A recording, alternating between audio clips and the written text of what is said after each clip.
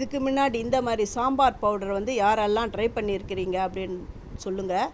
இது ரொம்ப ரொம்ப சீக்ரெட்டானது. இது என்னென்ன இன்க்ரீடியன்ட் சேர்த்துருக்கிற எல்லாமே நான் வந்து இதில் அளவுகளோட நான் சொல்லியிருக்கேன். அதனால் ஸ்கிப் பண்ணாமல் பார்த்தீங்கன்னா தான் உங்களுக்கு புரியும். Welcome to Sethu Chitra kitchen. இப்போ வந்து சாம்பார் பொடி பண்ண போகிறேன். அல்டிமேட்டாக இருக்கும் அது.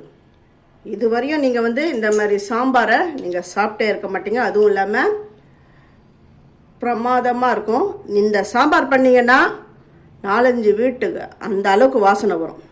ஃபஸ்ட்டு இந்த அளவுகளை ஃபஸ்ட்டு நீங்கள் பார்த்துக்கணும். இது பாருங்க, 1 TBSPனா டேபிள் ஸ்பூன் 15 ml. இதுதான் டேபிள் ஸ்பூன். இது வந்து TSPன்னு போட்டிருக்கு பாருங்க. இருங்க, நல்லா தெரியுதா? 1 TSP அதாவது 5 ml அப்படின்னா 1 டீஸ்பூன். இந்த டீஸ்பூனுக்கும் இந்த டேபிள் ஸ்பூனுக்கும் ஃபஸ்ட்டு வித்தியாசம் தெரிஞ்சுக்கோங்க. இப்போ வந்து இந்த டீஸ்பூன் அளவில் நான் எடுக்கிறேன். உளுந்து வந்து 2 ஸ்பூன் எடுத்துக்கோங்க. நான் சொல்லிட்டேன், டேபிள் ஸ்பூன் வேறு டீஸ்பூன் அளவு வேறுன்னு சொல்லியிருக்கேன். 2 டீஸ்பூன் வந்து உளுந்து எடுத்திருக்கேன். அதேமாதிரி கடலைப்பருப்பு 2 டீஸ்பூன், 2 டீஸ்பூன் கடலைப்பருப்பு. அரிசி 1 டேபிள் ஸ்பூன், அரிசி வந்து 1 டேபிள் ஸ்பூன் எடுத்திருக்கேன். மிளகு வந்து 1/2 டேபிள் ஸ்பூன். வெந்தயம் வந்து 1/2 டீஸ்பூன். இதை பாருங்க, நல்லா தெரியுதான்னு தெரியலை, தருங்க 1/2. இப்போ தெரியுது பாருங்கள் கிளியரா. 1/2 டீஸ்பூன் 2.5 ml வெந்தயம் எடுக்கிறேன். அப்புறம் இது கூட என்னென்ன இன்க்ரீடியன்ட்ஸ் போட போகிறேன் அது அளவுலாம் வறுக்கும் பொழுதே நான் சொல்லிடுறேன். எல்லாம் அளவோடு இருந்தால் தான் அந்த சாம்பார் பொடி அவ்வளோ சூப்பராக இருக்கும், வாசனை இருக்கும், டேஸ்ட்டும் பிரமாதமாக இருக்கும். இப்போ என்னென்ன போட்டு வறுக்கிறதுன்றதை சொல்கிறேன். ஃபஸ்ட்டு அடுப்பை ஆன் பண்ணிடுறேன். ஆன் பண்ணிட்டு இதை மீடியத்தில் அப்படி வச்சுட்டு இந்த கடாய் எடுத்து, நல்லா அடி கனமான கடாய் எடுத்து வச்சுக்கிறேன். கடாய் வந்து அடுப்பில் வச்சுட்டேன். ஃபஸ்ட்டு 1 கப்பு வந்து 1 கப் கூட கிடையாது, இது 1/2 கப். இது பாருங்க 1.25 ml. 1/2 கப் வந்து தனியா சேர்த்துட்டேன். 1 கப்புன்றது இதுதான் 1 கப். 250 ml அப்படின்னு போட்டிருக்கோம் பாருங்கள், இதுதான் 1 கப். இது 1/2 கப். இந்த 1/2 கப்பில் தான் தனியாவை நான் சேர்த்துருக்கேன். 1/2 கப் தனியானா 1/4 கப் வந்து ஜீரகம். ஏன்னா இது ரெண்டுமே சீக்கிரமாக வறுபட்டுடும், அதனால் இதை அப்படியே வறுத்துக்கிறேன். வாசனை வர வரையும் நம்ம வறுத்துக்கணும். நல்லா வாசனை வர வரையும் இதை நல்லா வறுத்தாச்சு. இப்போ எடுத்து வேறு தட்டில் நான் கொட்டிக்கிறேன்.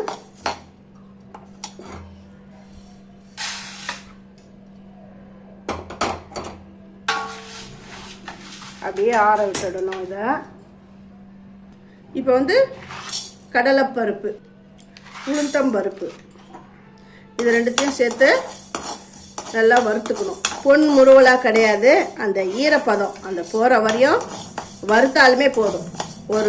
ஒன்றே எடுத்து நீங்கள் கடிச்சு பார்த்தீங்கன்னா நல்லா கிறிஸ்பாக இருக்கணும். அந்த அளவுக்கு வறுபட்டாலுமே போதும். இது பாருங்கள், நல்லா வறுபட்டுடுது, வாசனை வந்துடுது.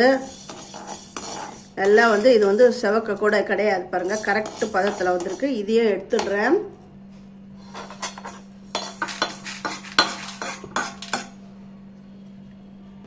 இப்போ வந்து அரிசி, மிளகு, அப்புறமா வெந்தயம் இது 3 சேர்த்து அப்படியே வறுக்கணும்.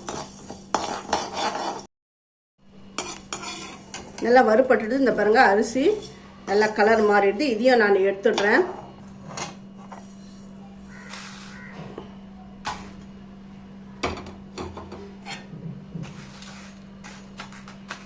ஆற விடணும்.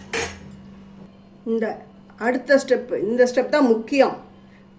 கசகசா 1 ஸ்பூன், அந்த கிராம்பு 3 போட்டிருக்கிறேன், பட்டை 1 துண்டு போட்டுக்கிறேன், ஓமம் வந்து 1 ஸ்பூன்.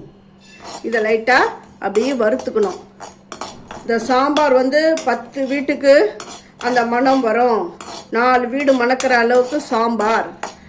எங்கள் சாம்பார் அப்படி இருக்கும் அப்படின்றதுக்கு மெயின் காரணமே இந்த இன்க்ரீடியன்ட்ஸ் தான். அதுக்குன்னு இதை வந்து ரொம்ப இந்த ஓமம்லாம் ரொம்ப அதிகமாக போட்டிங்கன்னா அந்த சாம்பார் வாயிலே வைக்க முடியாது. அந்த வாசனை அப்படியே மூக்க தொலைச்சிடும். எல்லாமே ஒரு லிமிட்டில் தான் நம்ம வந்து இதை சேர்க்கணும். அதுவும் இல்லாமல் இந்த வந்து லவங்கம் பட்டை இந்த லவங்கம்லாம் போட்டிங்கன்னா இந்த சாம்பார் வந்து லாங் லைஃப், வண்டுலாம் பிடிக்காது. நீங்கள் கடையில் வாங்கினீங்கன்னா அது வந்து சோடியம் பென்சோயேட் போடுவாங்க அந்த லாங் லைஃப்க்கு. அது வந்து கெமிக்கல் வந்து உடம்புக்கு நல்லது கிடையாது. இப்போ நான் இதை எடுத்துடுறேன், வறுபட்டுடுது. இதை நான் எடுத்துடுறேன். இதையும் இந்த வந்து நல்லா இதில் சேர்த்துடுறேன். இதை நல்லா ஆற விட்டுடணும். அதுக்கப்புறம்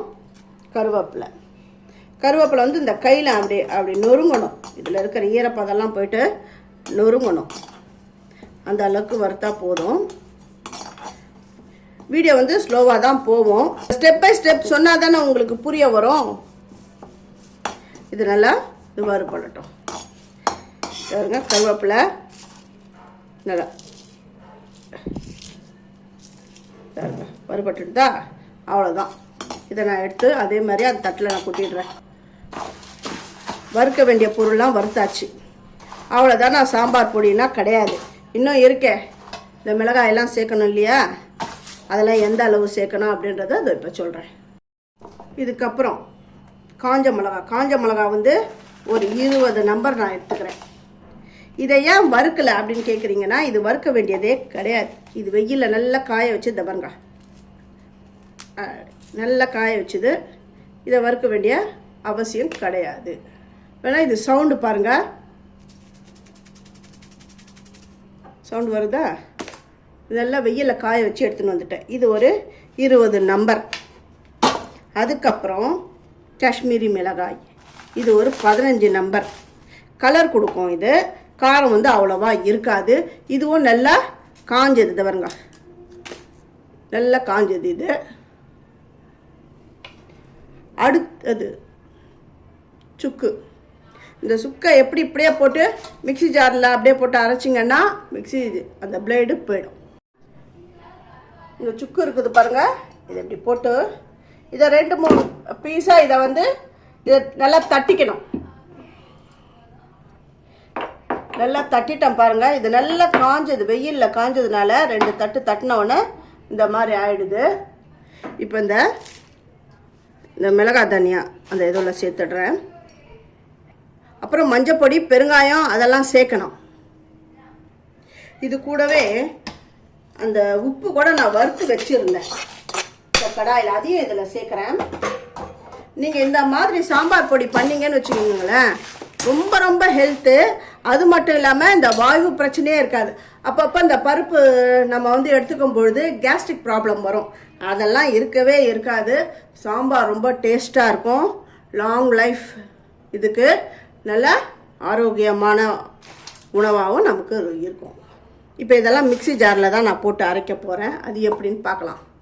ஃபஸ்ட்டு மிக்சி ஜாரில் வந்து மிளகாயை சேர்த்துக்கிறேன். மிளகாயை சேர்த்து ஃபஸ்ட்டு அரைச்சிக்கணும்.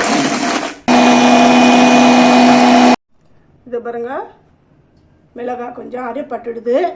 இப்போ இந்த தனியா அதெல்லாம் நான் வந்து இதில் சேர்த்துடுறேன். இதெல்லாம் சேர்த்து இப்போ நான் பவுட்ரு பண்ணிக்கிறேன். எல்லாமே இதில் சேர்த்துட்டேன். இப்போ இதையும் வந்து இதை பாருங்கள் எப்படி இருக்குன்னு பாருங்கள். நல்ல கலராக இருக்குது. ஏன்னா நம்ம வந்து காஷ்மீரி மிளகாய் அந்த தூள் அந்த சேர்த்தோம் இல்லையா, அதனால் கலர் இப்படி இருக்குது. இதை வந்து ஜலிச்சிக்கணும். அதுக்கு முன்னாடி